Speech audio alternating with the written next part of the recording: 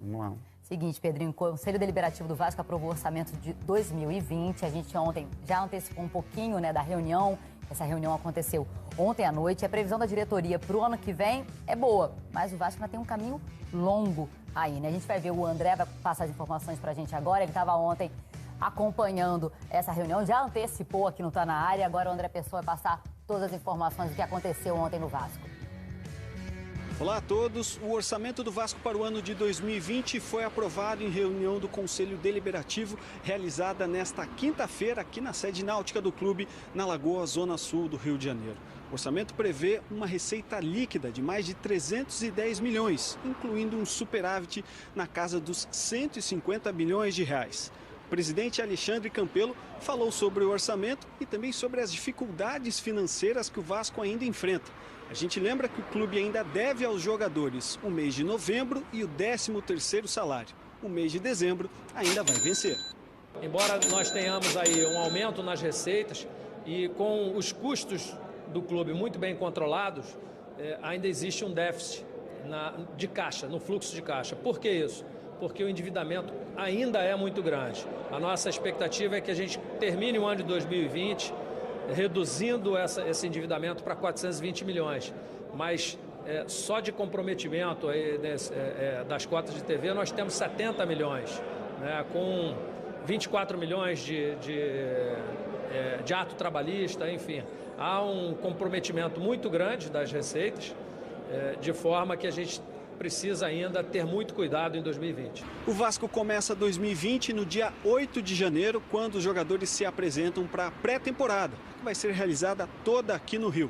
O primeiro desafio, o primeiro teste do time do técnico Abel Braga está marcado para o dia 19 de janeiro, quando o Vasco recebe o Bangu no estádio de São Januário pela estreia do Campeonato Carioca.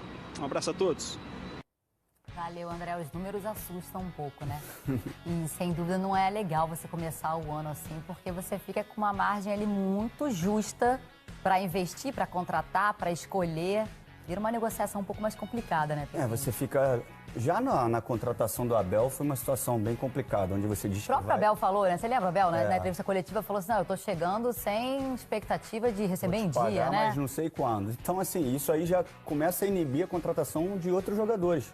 Se o treinador, que é uma peça principal, que é o que de repente ia ser o elo com a presidência, para brigar por salários em dia, está conformado que não vai receber salário em dia, aí como é que você traz um jogador de potencial para jogar num grande clube como o Vasco, se ele já sabe que não vai receber? Então, assim, essa situação é bem complicada, porque hoje o jogador, às vezes, ele prefere uma equipe de menor expressão, mais organizada financeiramente, do que uma grande equipe que não vai pagar seus salários. Você vai ter a mesma cobrança, a torcida vai te pressionar se você não ganhar os jogos. Então, assim, a pressão do futebol ela não muda. E aí, seu salário não cai, aí o jogador começa a escolher. É melhor eu ir para um time menor, que vai pagar em dia, vou estar ali trabalhando, vou ser cobrado da mesma forma, mas... O estresse é um pouquinho menor, menor. Pelo menos esse estresse, quando vai receber, se vai receber, você não tem. É uma situação complicada. A situação do Vasco é porque... Às vezes você diminui a dívida, mas teoricamente, na forma mais transparente, não é assim que acontece. Porque se eu te devo 10 milhões, faço um acordo com você, você aceita que eu pague a metade. Então eu diminuí 5 milhões da dívida. Mas se eu não honrar com você os compromissos mensais, a dívida volta 10 vezes maior. Então, assim, é um caso para a gente analisar com bastante calma. É para não ter paliativo, Isso. Porque fica parecendo isso, Dá um jeito aqui, dá um jeito ali, mas depois a coisa vai voltar e aí volta até maior. E o clube tem que criar mecanismos para gerar receitas, Não pode ficar pegando empréstimo, adiantamento da televisão, você tem que ter recurso. O Vasco é um time que demonstrou poder, um potencial de marketing forte através do seu torcedor, tem que explorar isso para criar receita. Foi surpreendente, A resposta foi muito grande. Foi uma atitude própria do torcedor, não teve nenhum projeto que buscasse... Uma iniciativa, uma iniciativa dos torcedores que realmente demonstrou. Eu acho que já são 190 mil sócios, então é muito grande, muita coisa. Estava conversando com o Pedrinho antes, mais cedo, quando a gente se encontrou no camarim, a gente estava falando, e aí, vamos falar de quê hoje? Falar de quê? Eu falei, olha, na primeira parte do programa a gente vai falar pouco de futebol, vai falar muito disso, de como organizar a casa, vamos falar de orçamento,